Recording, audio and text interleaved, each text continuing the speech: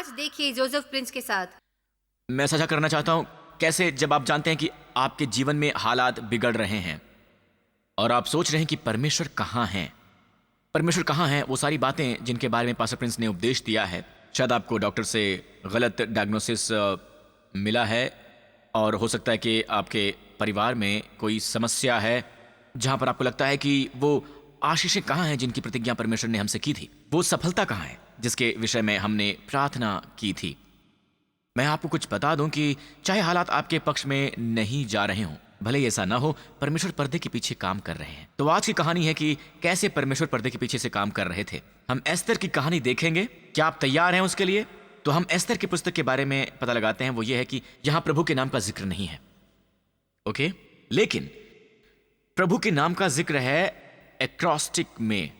आप जानते हैं एक्रोस्टिक क्या है ना? एक्रोस्टिक उदाहरण के लिए है ग्रेस। आप जानते हैं इसे कैसे स्पेल करते हैं? GRACE। तो दूसरा तरीका है एक्रोस्टिक कहने का, G गॉड, परमेश्वर का, R यानी रिचेस, A यानी एट, C यानी क्राइस्ट, E यानी expense, God's riches at Christ expense. ये है ग्रेस। तो ये एक्रोस्टिक में है, आप देख सकते हैं। आमीन। आप जानते हैं एस्तर की पुस्तक में 4 एक्रोस्टिक हैं। इस नाम यहोवा के ये छिपा हुआ है एस्तर में।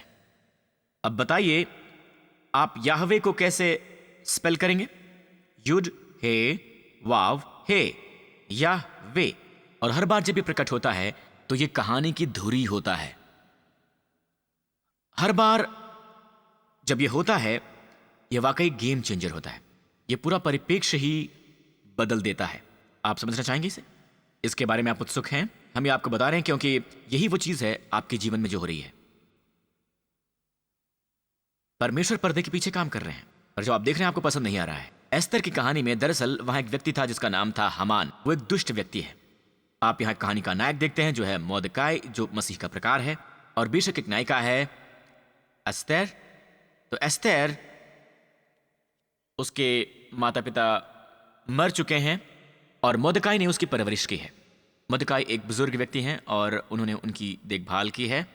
और जब समय आया अध्याय 1 में, और सभी भारतीयों को यह पसंद आएगा, अध्याय 1 वचन 1, क्षयर्स नाम राजा के दिनों में यह बात हुई। ये वही राजा है जो 127 प्रांतों पर अर्थात हिंदुस्तान से लेकर कुश देश तक राज्य करता था।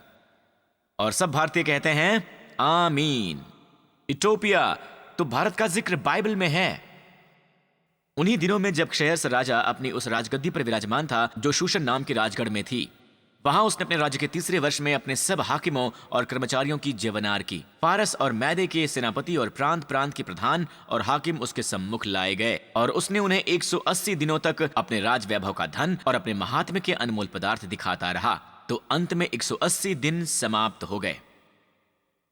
और जब वो दिन समाप्त हुए उसने एक विशेष दावत दी अपने विशेष दोस्तों के लिए। अपने महल के बाग में भव्य पार्टी दी 7 दिन तक। 7वें दिन उसने अपनी महारानी को आमंत्रित किया। उसने कहा उनको लेकर आओ, क्योंकि वो उसकी सुंदरता पर बहुत गर्व करता था। तो उसने कहा कि जब वो यहां पर आए तो अपना मुकुट पहन कर आए। तो वो उसे लाने गए पर उसने कहा नहीं। उसने अपने पति को ना कह दिया। और यहीं से कहानी दिलचस्प होती है, क्योंकि इससे पहले कि दुष्टता हो, परमेश्वर पहले से ही हालात को व्यवस्थित कर रहे थे। तो उसने कहा नहीं, और राजा कहता है क्या? उसके विद्वान उसके आसपास थे और उन्होंने कहा कि आप सबने सुना ये? और विद्वानों ने कहा कि महाराज, अगर इसे ना निपटा गया तो पूरे फारस में सभी स्त्रियां अपने पतियों की इज्जत कभी भी नहीं करेंगी। जब वो सुनेंगे कि ऐसा हुआ, तो चलिए कहानी पर चलते हैं। नीचे आ जाइए। यदि राजा को स्वीकार हो तो यह आज्ञा निकाले और फारसियों और मादियों के कानून में लिखा भी जाए, जिसे कभी बदला ना जा सके, कि रानी वश्ती राजा अक्षयर्स के सम्मुख फिर कभी ना आने पाए, और राजा पटरानी का पद किसी दूसरी को दे, किसी ऐसी रानी को दे जो कि उससे ज्यादा अच्छी हो। और आप जानते हैं वो कौन है? एस्तर। तो परमेश्वर पहले से ही पर्दे के पीछे से काम कर रहे थे। और नीचे आ जाइए। और जब राजा की आज्ञा उसके सारे राज्य में सुनाई जाएंगी तो सारी पत्नियां, छोटे बड़े सभी, अपने पति का आदर और मान करती रहेंगी। ये बात राजा और हाकिमों को पसंद आई। अब यही टर्निंग पॉइंट है। ये टर्निंग पॉइंट है। इस कथन की ओर देखिए, सभी पत्नियां आदर करेंगी। और अब इसे इब्री में देखिए। ही वकाल हानाशीम यितनु जो है नातान से देना। ओके, इसकी ओर देखिए। क्या आप देख सकते हैं युद्ध है वा है रिवर्स में? देखिए, युद्ध है वाव है रिवर्स में है। अब हम कहते हैं कि नहीं, इसकी इंग्लिश सही है यदि फॉरवर्ड जाएं, पर याद रखें कि इब्री पढ़ी जाती है दाईं से बाईं की ओर, तो ये रिवर्स है। आप जानते हैं ये रिवर्स में क्यों है? इन 4 एक्रोस्टिक्स से सुनिए, 2 हैं रिवर्स और 2 हैं फॉरवर्ड। जहां ये फॉरवर्ड है, परमेश्वर सीधे शासन कर रहे हैं। जब ये रिवर्स में हो तो वो उनके ऊपर सत्ता कर रहे हैं। इस समय वो उनके ऊपर सत्ता कर रहे हैं, महारानी बश्ती को पद से हटाकर एस्तर के लिए उस जगह की मरम्मत करते हुए जो अपने लोगों की मदद करने की स्थिति में आएंगी। इससे पहले जब आपको इसकी जरूरत पड़ी, इससे पहले जब आपके विरुद्ध किसी बुराई की योजना शैतान बनाता है, परमेश्वर के पास आपूर्ति है। परमेश्वर पहले से ही देख लेते हैं, मुझे अच्छी अमीन मिल सकती है। ऑलराइट, तो ये एक टर्निंग पॉइंट है, ठीक है। यहीं पर तो अब आदेश दिया गया और रानी को पद से हटाया गया। मुझे यकीन है कि उसे बहुत पछतावा हुआ होगा। ओके, पर आदेश दे दिया गया। राजा एक पत्नी ढूंढना चाहता है, तो प्रांत की सभी स्त्रियां और पूरे प्रांत की सभी स्त्रियां, उन्हें सबको बुलावा दिया गया है कि वो शूशन में आए, यानी राजमहल में आए, राजमहल में। तो चलिए अब कहानी पर चलते हैं, ठीक है। तो जो कुछ स्त्रियों के रखवाले राजा के खोजे हेगे ने उसके लिए ठहराया था, उससे अधिक उसने कुछ न मांगा, और जितनों ने एस्तर को देखा वो सब उससे प्रसन्न हुए। जी हाँ, वो सब उससे प्रसन्न हुए उसको देखकर। तो एस्तर को देखकर सब लोग खुश हुए थे। तो इस कहानी से बाइबल हमें बताती है, नीचे आ जाइए। यूं एस्तर राजभवन में राजा अक्षयर्स के पास उसके राज्य के 7वें वर्ष के तिबेत नाम 10वें महीने में पहुंचाई गई, और राजा ने एस्तर को और सभी स्त्रियों से अधिक प्यार किया, उन सभी कुंवारियों से भी कहीं ज्यादा प्यार किया। तो उस पर अनुग्रह और कृपा की दृष्टि हुई, उसके सिर पर राजमुकुट रखा और उसको वस्ती के स्थान पर रानी बनाया। अगले अध्याय में हमें वो दुष्ट व्यक्ति मिलता है, हमान। हमान अमाले के गोत्र से है। जी हाँ, और हमें ये नहीं पता कि वो यहां फारस कैसे पहुंच गया, वो फारसी नहीं है। और फिर भी वो उस पद तक ऊपर उठा और राजा का सबसे मुख्य वजीर बन गया। मुख्य वजीर, सबसे ऊपर का मुख्य, राजा के बाद का व्यक्ति। राजा उसे इतना पसंद करता है, उसकी वजह नहीं बताई गई है। राजा ने उसे अपना दाहिना हाथ बना लिया, और वो फारसी भी नहीं है।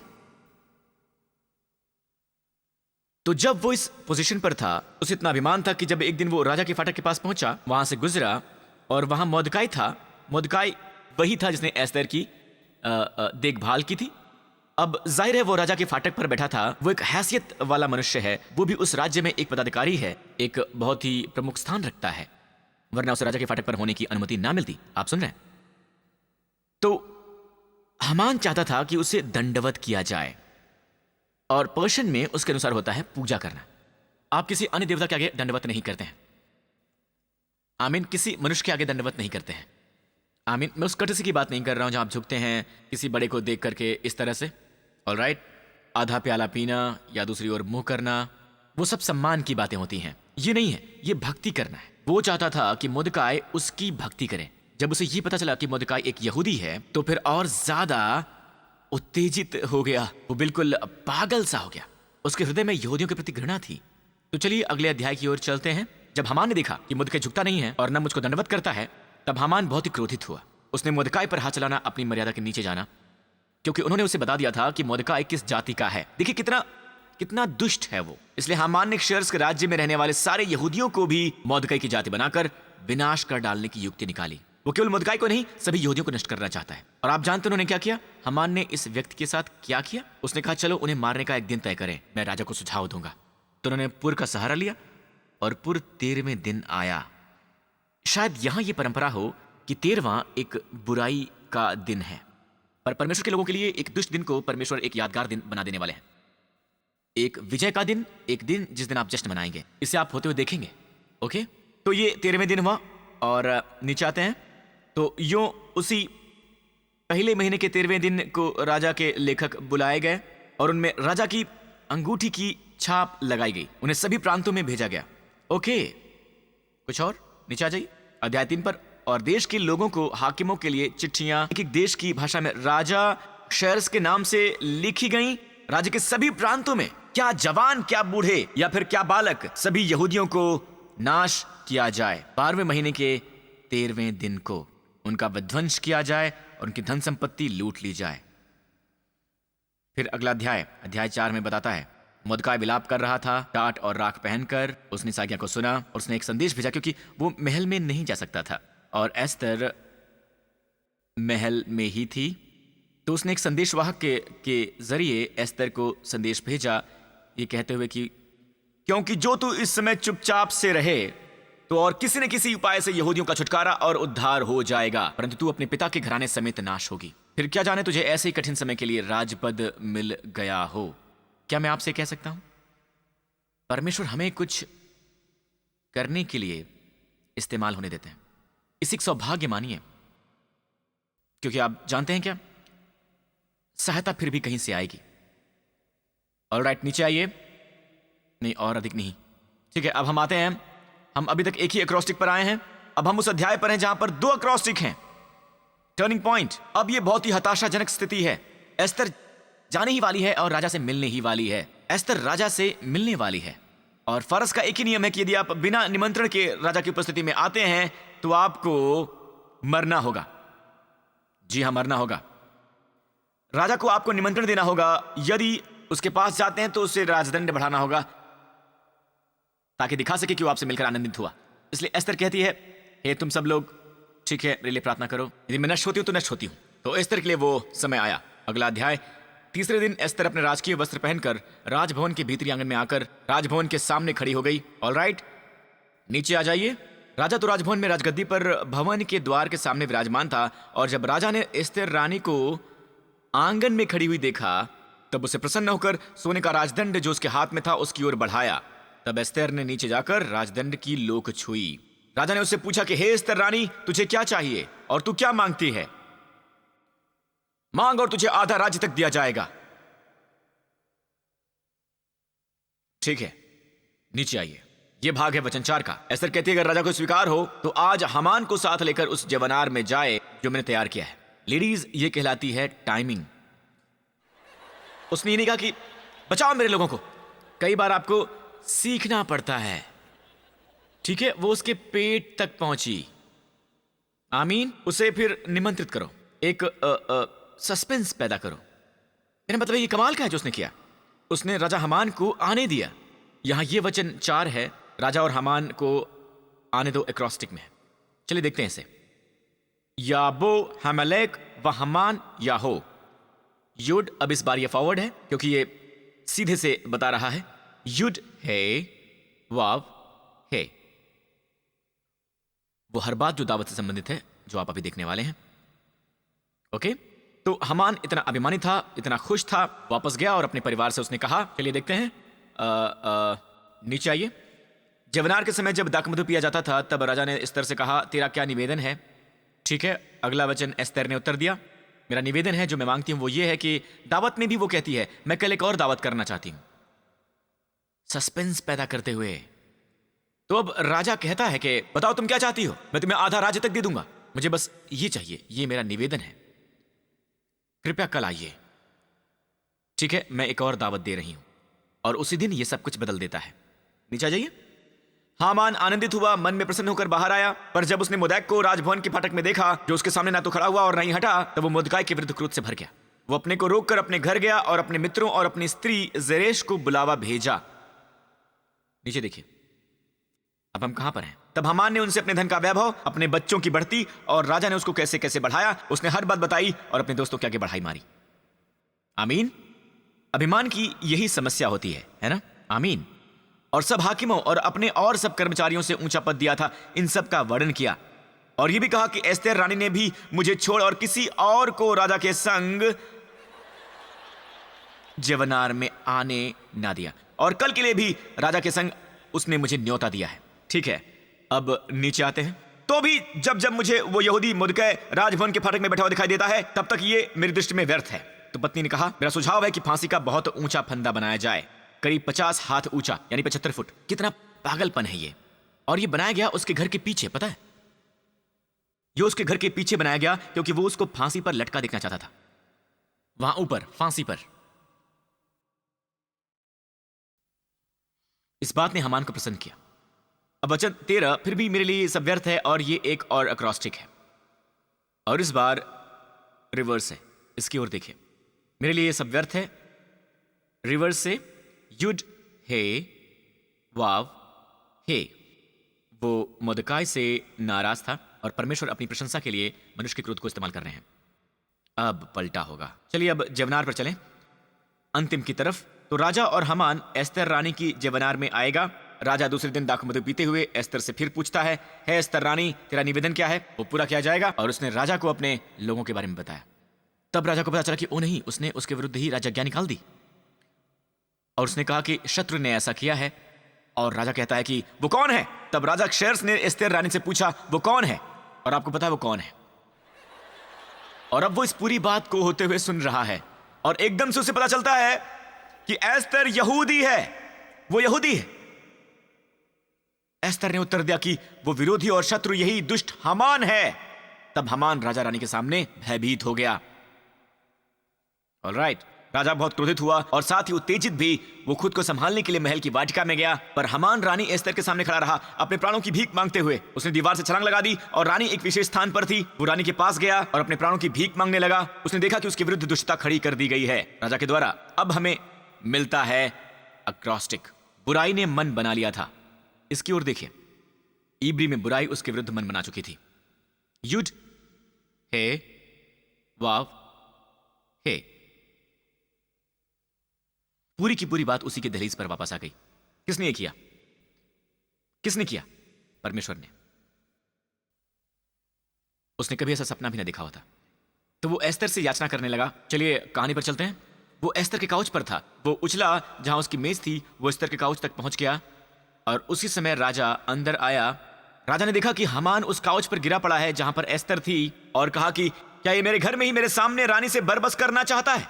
ये वचन निकला ही था कि सेवकों ने हमान का मुंह ढांप दिया। उन दिनों चेहरा ढांपने का मतलब था कि तुम और प्रकाश नहीं देख पाओगे, कभी भी नहीं। अगला वचन, तब राजा के सामने उपस्थित रहने वाले खोजों में से हरवुना ने राजा से कहा, हमान को यहाँ 50 हाथ ऊंचा फांसी का एक खंबा खड़ा है जो उसने मोर्दकाई के लिए बनवाया है, जिसने राजा के हित की बात कही थी। राजा ने कहा, उसको उसी पर लटका दो। ये उसी के घर में था। उसकी पत्नी देख सकती है, उसके सभी रिश्तेदार देख सकते हैं, उसकी सब बड़ाई और वो सब देख सकते हैं उसे लटका हुआ। तब हामान उसी खंबे पर जो उसने मोर्दकाई के लिए तैयार करवाया था लटका दिया गया। एक और क्रॉस्टिक है अध्याय 7 से। याद करें वो भाग जहां राजा कहता है कि कौन है वो, कहां है वो। अब ये युड हे वाव हे नहीं है। याद है परमेश्वर मूसा के सामने एक जलती हुई झाड़ी के रूप में प्रकट हुए और मूसा ने कहा, परमेश्वर मैं क्या कहूंगा, आप मुझे इजरायली लोगों में भेज रहे हैं और मुझसे पूछेंगे कि आपका नाम क्या है, किसने तुम्हें भेजा है? परमेश्वर कहते हैं कि मैं जो हूं वो मैं हूं। इब्री में एहियर अशेर एहियर, मैं हूं जो मैं हूं। एहियर मतलब जो मैं हूं। कितनी बार यीशु कहते हैं कि मैं अच्छा चरवाहा हूं, मैं ही द्वार हूं, मैं ही मार्ग हूं, मैं ही ज्योति हूं। वो उन्हें बाग में गिरफ्तार करने के लिए आया, ठीक है। वो आगे बढ़े, वो कहते हैं कि हम यीशु को ढूंढ रहे हैं। उन्होंने कहा मैं हूं, वो सब गिर पड़े। मैं हूं एहियर, कहिए एहियर, मैं हूं। वचन इस प्रकार से है, ओके ऑलराइट। एलेफ है युड है, इसे याद कर लीजिए। एलेफ है युड है मतलब है कि मैं हूं। ऑलराइट, वो कौन है, वो कहां है? दरअसल ये एक्रोस्टिक है एहियर का। वो कौन है और वो कहां है। कौन भी कौन ही है इब्री में, और ये प्रोनाउंस भी किया जाता है इब्री में। बहुत से इंग्लिश के शब्द ऐसे हैं जो इब्री तक जाते हैं, जैसे हु, हुजे, वेजे। वो कौन है और वो कहां है। अलेफ है युड है एहिये, मैं हूं। जी हां, मैं हूं। Final signature. 5 अक्रॉस्टिक एस्तर की पुस्तक में ग्रेस की संख्या 5 अक्रॉस्टिक। और अध्याय 8 में बताता है वहां जश्न मनाया गया और राजा उसने एस्तर से ये कहा।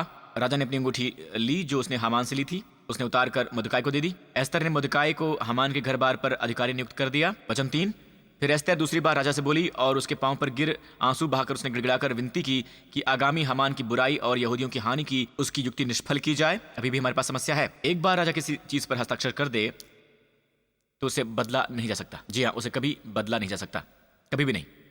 तो वो दिन आ रहा है, ठीक है, 13वां। तब राजा ने मुर्दकाई से कहा, मुर्दकाई ये लो, ये खाली मिट्टी की तख्ती है, जो भी तुम लिखोगे उस पर ये मेरी मुहर लगा दो। और मुर्दकाई कहता है इस देश के हर एक यहूदी को, ठीक है, खुद का बचाव करने का पूरा हक है, और हर एक को उसे मार देने के हक है जिसने उसे मारने की कोशिश की। और बाइबल कहती है, नीचे आइए, अध्याय 8, तो तुम अपनी समझ के अनुसार राजा के नाम से यहूदियों के नाम पर लिखो और राजा की अंगूठी की छाप भी लगाओ। राजा से बात कर रहा था, जो कुछ भी लिखा है, क्योंकि जो चिट्ठी राजा के नाम से लिखी जाए उसको कोई पलट नहीं सकता। कुछ और, नीचे आ जाइए। तब मुर्दकई नीले और श्वेत रंग के राजकीय वस्त्र पहने, जो आज इजराइल का झंडा है, सफेद और नीला। आपने देखा होगा, सफेद और नीला, और सूक्ष्म सन और बैंजनी रंग का बागा पहने हुए राजा के सम्मुख से निकला, और शूशन नगर के लोग आनंद के मारे ललकार उठे। यहूदियों को आनंद और हर्ष हुआ, और जिस प्रांत और जिस भी नगर में जहां कहीं राजा की आज्ञा और नियम पहुंचे, वहां यहूदियों को आनंद और हर्ष हुआ, और उन्होंने जवनार करके उस दिन को खुशी का दिन मनाया। कई लोग यहूदी बन गए क्योंकि उनके मन में यहूदियों का डर समा गया था। जो यहूदी नहीं थे वो भी यहूदी बन गए। तुम्हारा नाम क्या है? अब्राहम।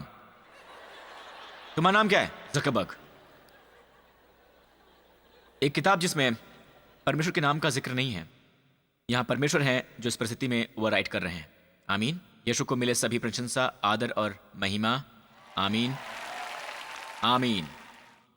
अगर आपने कभी भी यीशु को उद्धारकर्ता के रूप में स्वीकार नहीं किया है, तो मैं अपने लिए प्रार्थना करने वाला हूं कि हर बात जो एस्तर और यहूदी लोगों के साथ हुई, आप भी इसका अनुभव करेंगे। आप सब इसका अनुभव करेंगे।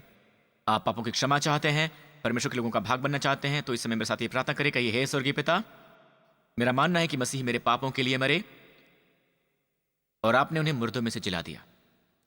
जब मेरे सारे पाप क्षमा हो गए और मैं उसमें धर्मी ठहराया गया, यीशु मसीह मेरे प्रभु और उद्धारकर्ता हैं, अब और हमेशा के लिए, यीशु के नाम पर। आमीन। अपने पांवों पर सब लोग खड़े हो जाइए। मैं बस आप सबको आशीष देना चाहता हूं। धन्यवाद है प्रभु परमेश्वर, आपको उन आशीषों से नवाजे जो उन्होंने एस्तर को दी, अनुग्रह और दया।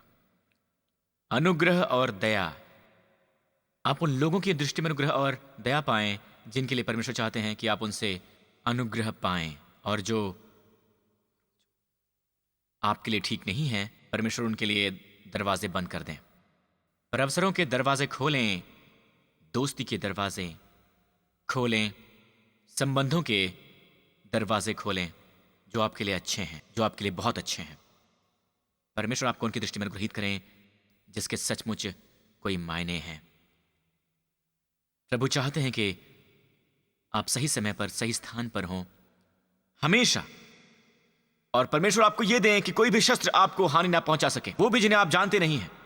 और हर जुबान जो बोली जाए या जो इस समय आपके विरुद्ध बोली जा रही है, या कोई भी प्रयास या शत्रु की कोई योजना, जैसे दुष्ट हामान की युक्ति, आपके विरुद्ध ना हो सके, जमीन पर यूं ही गिर जाए, वो सफल ना होने पाए। परमेश्वर वो हर बात करेंगे कि आप सफलता पाएं, हर चीज जिसे भी आप छुएं, और आपके पत्ते हमेशा हरे भरे रहें। परमेश्वर आपको अनुग्रहित करें बुद्धिमत्ता से, समझदारी से, ज्ञान से, कि आप शास्त्र वचन खोलते हैं तो वो आपके सामने प्रकट हो जाएं, वो आपसे बात करें ताकि आप जीवन को छू सकें, आप बुद्धिमत्ता को छू सकें, आप आपूर्ति को छू सकें, आप छू सकें संपूर्णता और अपने शरीर के लिए चंगाई। परमेश्वर अपने ज्ञान में आपको प्रदान करें बुद्धिमत्ता की आत्मा, और आप जो भी करें, सोचें, और जो भी महिमा हो, वो सब याहवे यीशुआ की हो। याहवे जो यीशु के नाम पर आपका उद्धार करता है। और सब लोगों ने कहा आमीन। परमेश्वर आपको आशीष दें। आपसे फिर मुलाकात होगी।